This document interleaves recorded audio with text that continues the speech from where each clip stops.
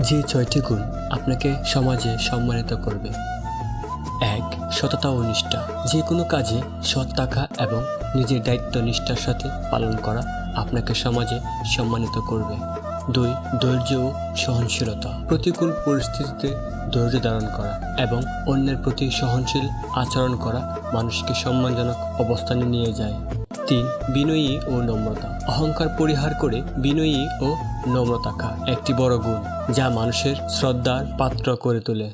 ৪. জ্ঞান ও প্রজ্ঞা। নিরন্তর জ্ঞান অর্জন এবং প্রজ্ঞার সাথে সিদ্ধান্ত গ্রহণ করা মানুষকে সমাজে সম্মানিত করে তোলে।